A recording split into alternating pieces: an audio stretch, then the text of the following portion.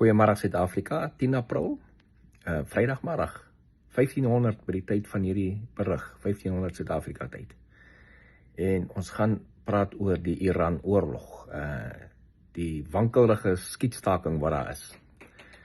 Skietstaking is nou, jy kan nou sien, daar is baie minder skote oor en weer as wat daar was op dag 1 van die skietstaking, want soos ek op dag 1 al gesê het, dit gaan tyd vat vir die kommunikasie, veral in die Iran kant, om by al die magte op die grond uit te kom. Dit lyk my dit meeste uitgekom op die grond nou.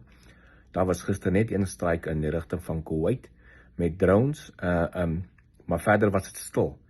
Daar was gister 'n strike in Israel met rockets, maar dis van Hezbollah af, nie van Iran af nie, en Israel het ook Hezbollah teikens in Beirut geslaan. En dit bly nog steeds 'n kwelpentjie vir die Iraniërs, die Hezbollah geval. Hulle wil hê dit moet ook deel van die skietstaking wees, maar Amerika en Israel reguit gesê, Hezbollah is nie deel van Iran nie, dis 'n proxy, dis 'n deel is mense in Libanon, terroristegroepe wat nog steeds vir Israel aanval. Hulle het gisterand rockets in Israel ingeskiet, en hulle sal pak kyk tot dit ophou.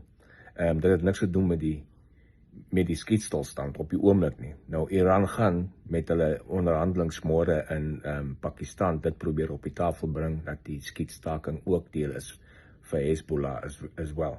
So, op die oomblik is die Amerikaanse delegasie op pad Pakistan toe, en vir die samesprekings môre, en op die oomblik probeer Iran nog steeds die goed belemmer, die samesprekings, hulle wil speel vir tyd.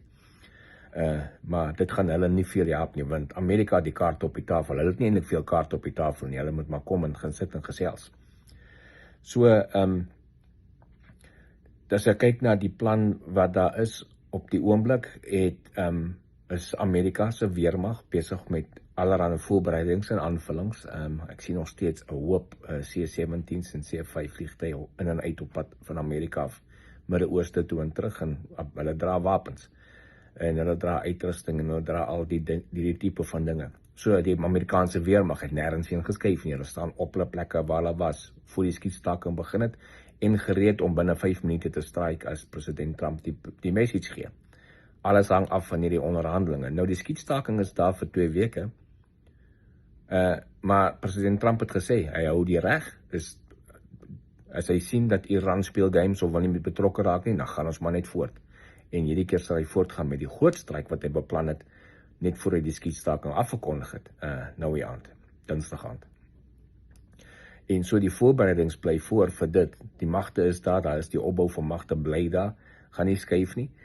Deel van Iran se versoeke is dat alle magte uit die Midde-Ooste onttrek, alle militêre magte van Amerika het heeltemal uit die Midde-Ooste onttrek, en daar is 'n no-go, het gaan nie eens gebeur, hy kan dit maar van 'n papiertjie afval, maar dit sal nooit gebeur nie. Intussen het Iran nie met die Strait of Hormuz, hulle kom nie regtig hulle kant van die deal na nie, daar is nog net 8 skepe deur in die laaste 48 uur, en dan moet op 100 skepe deurkom 'n dag, so hulle dreig nog steeds om enige iemand wat in die Strait of Hormuz te gaan met dronebote of iets aan te val, so daai mense is nog steeds maar bang om te gaan, die olietankers. En solank as hulle nog te dreig en hy stryd nie heeltemal oop het nie, kom hulle nie hulle kant by van die skietstaking nie. En so president Trump kan op 'n stadium net kom en sê, okay, hy het nog genoeg gevra en hulle wil nie luister nie, al gaan nie onderhoude, want hulle moes die stryd oopgemaak het en hulle wil dit nie doen nie, beteken hulle onderbreek die onderhoud of die skietstaking plan, hy gaan hulle stryk. So, hierdie is nog lank nie verby nie. Hopelik môre kom hulle uit met die ding, en dit kom op 'n punt waar dit nou kan rustig raak, want dis die enigste ding wat gaan help. Hulle moet kom tot die tafel en praat, maar as dit nie gebeur nie, wel, dan gaan hierdie oorlog nog 'n rukkie aanhou. So, dit is die stand van sake op die oomblik. Ek is Monay Botha, Koppel TV se korrespondent hier uit Nashville vanoggend. Geniet die dag.